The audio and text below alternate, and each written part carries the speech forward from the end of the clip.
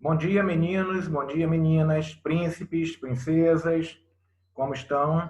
Espero que estejam bem, né? A gente, nesse momento atípico, né, nas nossas vidas, temos que ficar reclusos, né? Precisamos desse afastamento social, mas a escola Chapeuzinho Vermelho encontrou uma forma da gente, mesmo longe, estar perto, né? Então, a gente vai ter essas aulas, a partir de hoje, né? Essas aulas EAD, são aulas online, mas que vocês podem estar buscando tirar as dúvidas através do WhatsApp, que foi passado para vocês, os grupos que foram formados, né? Eu vou estar explicando para vocês a matéria do sétimo ano, a matéria do livro de vocês, né? E eu quero, assim, gostaria de pedir a vocês que vocês se colocassem num lugar mais reservado, para que pudessem prestar atenção naquilo que está sendo passado para vocês, né? Não só da aula de história, mas das outras aulas também, né? É preciso que vocês levem a sério este momento, porque é um momento de aula, é como se vocês estivessem na sala de aula, né, conosco, explicando a matéria. Só não vai ter aquela interação imediata, né, de vocês estarem perguntando na hora que a gente estiver explicando. Mas vocês podem estar parando o vídeo, voltando, para procurar entender melhor. Caso vocês ainda continuem com as dúvidas, vocês podem entrar em contato conosco, que a gente vai estar disposto a explicar o que vocês não entenderam, tá certo? Só pedimos, e eu peço, né, mais uma vez, que vocês levem a sério as aulas, tá? Até porque quando nós retornarmos, que nós pudermos nos abraçar, que nós pudermos gritar, que nós pudermos bagunçar juntos, a gente vai retomar esses conteúdos também, né? E vai relembrar aquilo que vocês já tiveram como aula online, tá bom? Então, para vocês, eu quero deixar um grande abraço e dizer que estamos juntos, mais do que nunca, tá certo? Nesse isolamento social, como eu falei, né? A distância só está porque eu estou aqui e você está aí, mas nós estamos juntos hoje e sempre, beleza? Então, vamos lá. Nós vamos falar um pouco sobre as grandes navegações. Grandes navegações. Olha só. Toda a história começa com "era uma vez". Nós vamos começar a nossa história com "há muito tempo atrás". Numa época em que as pessoas achavam que só existiam 3 continentes: o continente asiático, o continente europeu e o continente africano, porque ninguém sabia ainda da existência do continente americano, nem da Oceania. Então, há muito tempo atrás, os portugueses, que se encontram na Europa, eles comercializavam produtos com as Índias. Só que quem levava esses produtos para a Europa, para Portugal, cobrava muito caro. E os portugueses precisavam ter esses produtos mais baratos para que eles pudessem lucrar mais. Então, quanto mais baratos os produtos fossem, mais lucro os portugueses teriam quando fossem revender esses produtos. O que então os portugueses fizeram? Bolaram uma grande ideia. Bem, se nós construirmos barcos, naus, navios, embarcações com maiores potências, mais bem equipadas, com equipamentos tecnológicos modernos, nós poderemos chegar às Índias por um outro caminho que não seja passando pelo mar Mediterrâneo. Olha, que ideia tiveram os portugueses! Construir embarcações modernas para atravessar o Oceano Atlântico, pegar o Oceano Índico e chegar às Índias. porque eram das Índias que eles compravam os produtos. E assim o governo português fez. O governo português chamou um grande navegante e disse para ele: olha, eu quero que você vá à cidade de Sagres, S-A-G-R-E-S, Sagres. Funde uma escola com o objetivo desses estudantes serem grandes navegadores e poderem, lá na escola de Sagres, desenvolver tecnologias para que possamos fazer embarcações poderosas, tão poderosas que possa atravessar o Oceano Atlântico e o Oceano Índico e chegar às Índias, porque nós queremos comprar produtos mais baratos e lucrar ainda mais aqui em Portugal e em toda a Europa. Mas aí, esse navegante virou para o rei e falou: mas rei, como? Atravessar o Oceano Atlântico? O Oceano Atlântico é muito perigoso. O Oceano Atlântico tem monstros. E o Oceano Atlântico, quando chega lá no horizonte, ele acaba. E os navios podem cair como se estivessem caindo numa cachoeira.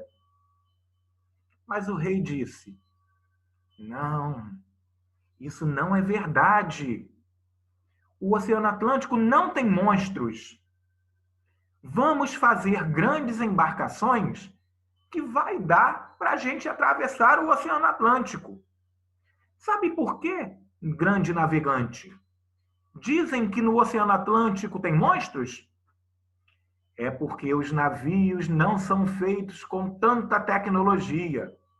E como o mar bate muito, eles acabam se destruindo nas ondas. Ah, é isso? Falou então o grande comandante. Eu não sabia. Eu também acreditava que no Oceano Atlântico tivessem monstros e que o mar acabasse naquela linha do horizonte. Então, obedecendo às ordens do seu chefe, do rei, o comandante fundou na cidade de Sagres a escola. E eles construíram, então, os barcos, as embarcações mais poderosas da época. Não eram embarcações tão grandes, mas tinham muita tecnologia. E aí, Portugal, então, se lança ao mar. Portugal é o primeiro país a se lançar no Oceano Atlântico. Ele é o primeiro país a chegar às Índias e comprar produtos mais baratos e lucrar na Europa. Olha, o rei de Portugal então falou para o navegante: eu quero que vocês atravessem o Oceano Atlântico, contornando a África e pegando o Oceano Índico para chegar às Índias. Então, eles saíam de Portugal, contornava o continente africano, atravessava, pegava o Oceano Índico e chegava às Índias. Fizeram o contorno, eles queriam fazer o contorno do continente africano. Esse contorno do continente africano é chamado de périplo africano. Périplo africano é o contorno que se deu pelos grandes navegantes ao redor da África. Contornaram a África para chegar à Ásia, às Índias. Beleza? Bem, quais são, então, os fatores que levaram os portugueses a construir essas embarcações para chegar às Índias? Primeiro, porque eles queriam lucrar, obviamente. Quanto mais barato eles comprassem os produtos nas Índias, mais eles podiam ganhar quando revendessem na Europa. E os fatores que contribuíram para que eles chegassem às Índias foram o renascimento comercial e urbano. As cidades estavam cheias de pessoas querendo comprar. Se elas queriam comprar, os portugueses queriam vender e queriam lucrar em cima disso. Outro fator que contribuiu para essas grandes navegações foi a crise do século XIV. O que é que houve no século XIV? A crise do feudalismo. Lembram que o feudalismo entrou em crise e que as cidades começaram a renascer porque as pessoas deixaram o campo e foram para as cidades? Pois é, essas pessoas agora faziam parte da cidade, queriam consumir. Esse foi um outro fator que levou às grandes navegações. Outro foi o fortalecimento da burguesia, ou seja, a burguesia era aquela classe onde existiam os comerciantes, formada pelos comerciantes, grandes comerciantes, né? Esses comerciantes queriam lucrar. Só eles queriam lucrar? Não, não, não, não, não. Foi formada uma aliança entre três partes da sociedade. A Igreja Católica, a única existente na época, a burguesia, os grandes comerciantes e o rei. Eles se uniram para fazer essas grandes embarcações, as grandes navegações. Cada qual desse setor tinha um interesse. Vejam só, uniu a igreja, se aliou ao rei e se aliou à burguesia. A igreja, através das grandes navegações, queria levar sua fé para outros lugares fora da Europa. A burguesia queria lucrar com os produtos que comprassem nas Índias e se tornar mais rica. E o rei, eles queriam conquistar novos territórios, juntando mais ouro, mais prata. Quanto mais ouro, mais prata, mais território eles tivessem conquistados, mais poder o rei teria. Por isso eles se uniram, se juntaram e formaram essa aliança. Eles eram um só, com cada qual com seu objetivo. Outro fator das grandes navegações foi a diminuição do poder dos nobres. E como um último fator, nós vamos ver logo após o próximo assunto, seria a reforma protestante e a contra-reforma. Quando, então, a Igreja Católica sofre um grande baque e surge as igrejas protestantes. Esses foram os fatores que levaram, então, às grandes navegações. Beleza? Bem, então, de modo geral, né, as grandes navegações queriam, então, que juntar, né, adquirir lucros com os produtos comprados na Índia, na Ásia, tá certo? Esse era o grande objetivo das grandes navegações, lucrar, beleza?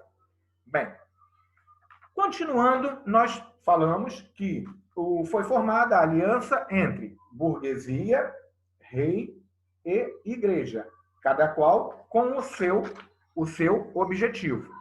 Nós falamos em burguesia e nobreza. Entre essas duas palavras existe diferença, beleza? O que seria a burguesia? Eu já falei para vocês que burguesia eram os grandes comerciantes, tá? Então, burgueses são os grandes comerciantes que querem se enriquecer. E nobreza? Nobreza é aquela classe que está sempre junta ao rei. Eles estão muito próximos ao rei. E eles estão sendo sempre mantidos pela burguesia. A nobreza e o rei, né, eles vêm sendo mantidos ao longo dos anos pela classe que trabalha, por quem trabalha. Beleza? Só para vir para os dias de hoje. Quem é que sustenta os políticos que estão no poder? Nós, trabalhadores. Não mudou nada de lá para cá. Nós trabalhamos, pagamos impostos, impostos, impostos para sustentar quem está no poder. Assim era antigamente. A burguesia trabalhava, os grandes comerciantes, os grandes camponeses trabalhavam e sustentavam a nobreza. Beleza? Bem, então nós falamos que Portugal foi o país pioneiro nas grandes navegações. O que é ser pioneiro? Ele foi o primeiro país a se lançar ao mar para fazer o comércio com as Índias, sem passar pelo mar Mediterrâneo. E o que levou ao pioneirismo português? Primeiro, a proximidade da dinastia de Aves com a burguesia. Ou seja, o rei tinha uma proximidade com a burguesia e com o objetivo deles se lançarem ao mar para encontrar um caminho diferente de chegar às Índias e lá comprar especiarias. Especiarias. Sabem o que é especiarias? O que são especiarias? Especiarias é aquilo que a gente usa hoje em dia corriqueiramente nas nossas comidas. Pimenta, noz moscada, canela, cravo. Essas eram as especiarias que os portugueses queriam comprar nas Índias, que tinham muito valor naquela época. Principalmente a pimenta. A pimenta ela era valorizadíssima na Europa. Além das especiarias, eles compravam também perfumes, panos luxuosos, tecidos luxuosos, para vender também na Europa. Porcelanas, tudo isso eles compravam nas Índias, traziam e vendiam na Europa para lucrar. Por isso que eles queriam esse comércio. Beleza? Bem, entre 1415 e 1498, os portugueses, então, contornaram o continente africano pelos oceanos Atlântico e Índico. E aí chegaram às Índias pela primeira vez utilizando essas rotas marítimas. Então, pela primeira vez, entre 1415 e 1498, os portugueses deixaram Portugal, contornaram o continente africano e chegaram às Índias. Olha que beleza! Mas esse caminho não foi muito fácil, não. Tá? Prestem atenção. Em 1488, Bartolomeu Dias atingiu o Cabo das Tormentas. Cabo das Tormentas é a parte lá de baixo da África, tá? O sul da África. Por que ele chamou esse lugar de Cabo das Tormentas? Porque era um dia de grande tempestade quando Bartolomeu Dias chegou nessa parte da África. E aí, por ser um dia muito chuvoso, o mar estava hiperagitado, ele então deu o nome deste cabo, desta região, de Cabo das Tormentas. Mais tarde, tá, o rei mudou o nome de Cabo das Tormentas para Cabo da Boa Esperança. Beleza?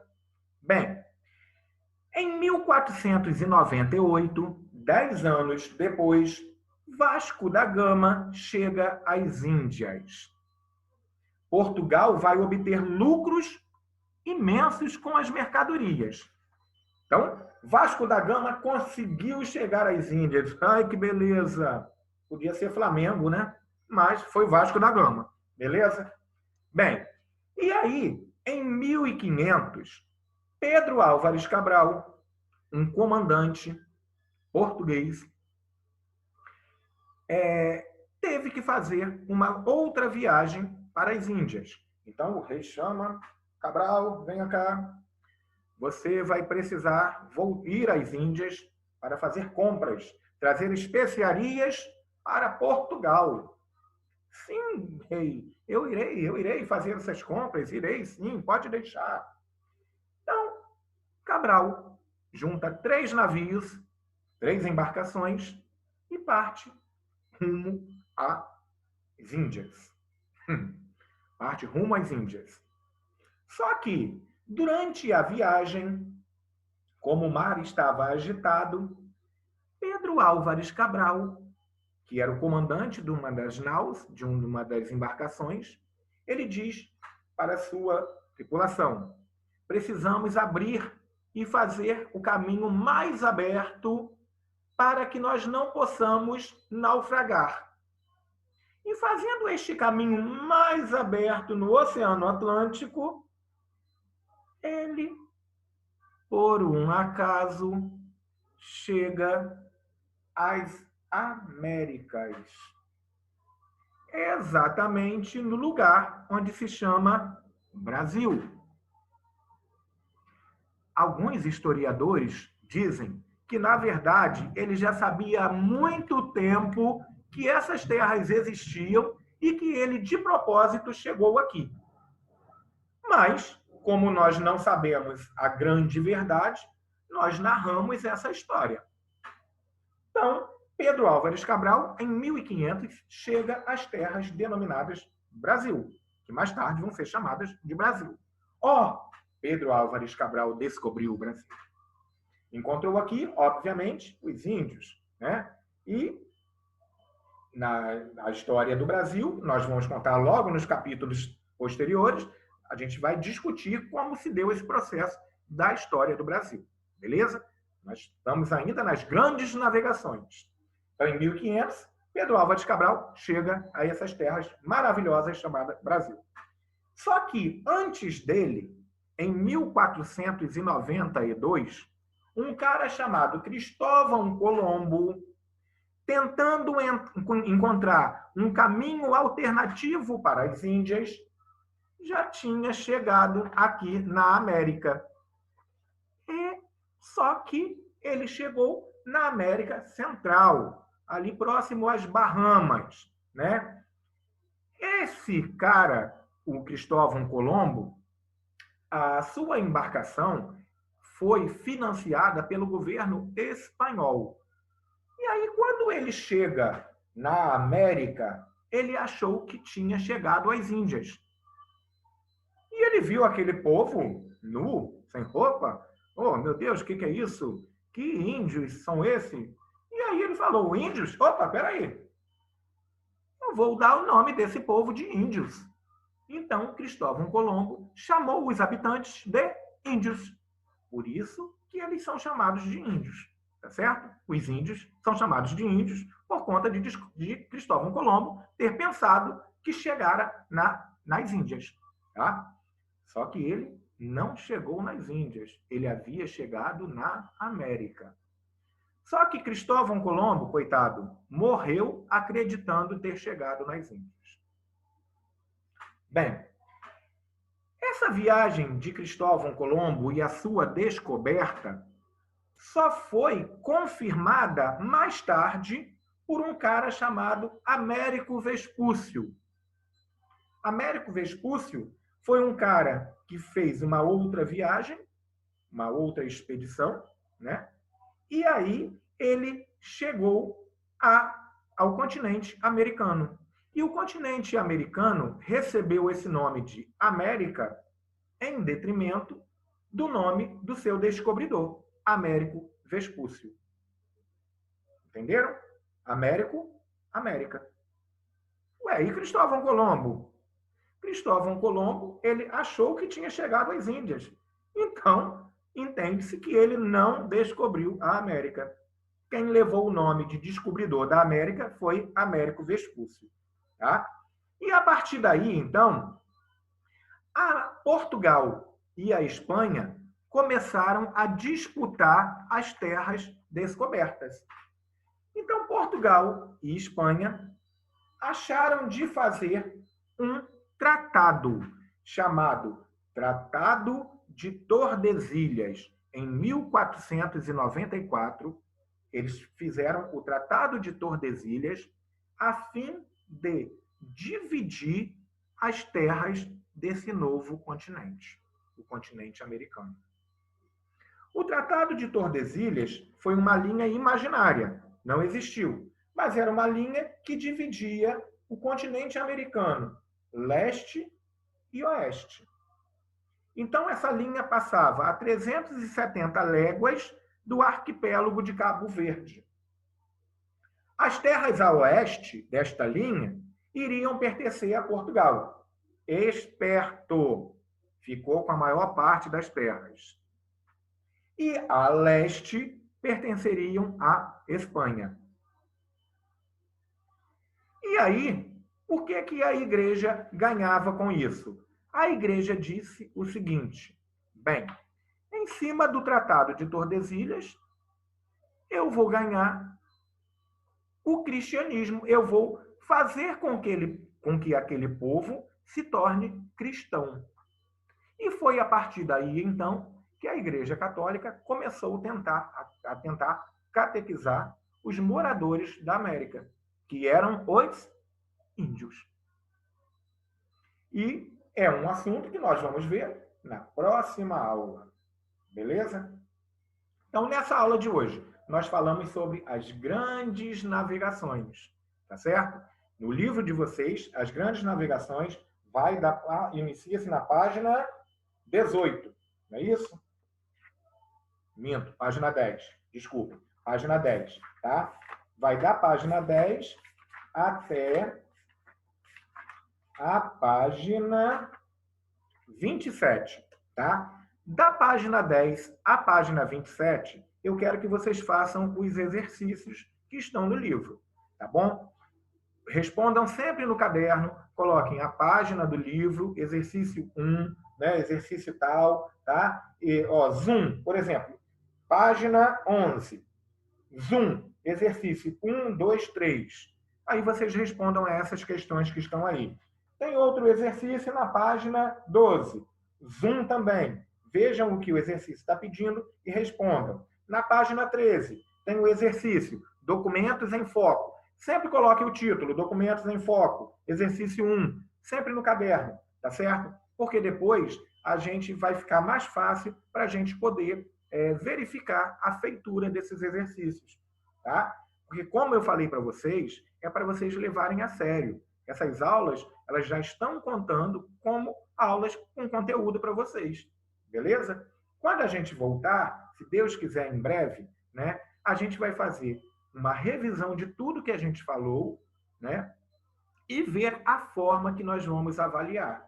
De repente, podemos avaliar pelos exercícios que vocês fizeram em casa, por exercícios que nós vamos enviar para vocês também, né? Não, a avaliação não precisa ser necessariamente com provas nesse momento de pandemia, tá certo? Vamos aproveitar tudo que vocês fizerem, tá bom? Então, uma dica importante para vocês: levem a sério, estudem, tirem a hora de vocês, como a parte da manhã, como se vocês estivessem indo para a escola. Acorda, escova os dentes, toma um banho, aquele café gostoso, senta na mesa, num lugar quietinho, onde o irmãozinho não atrapalhe, onde não tenha muito falatório, televisão não pode estar ligada, né?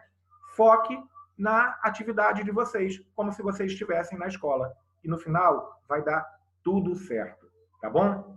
Fiquem com Deus, um beijão no coração de vocês e até a próxima aula, se Deus quiser. Falou?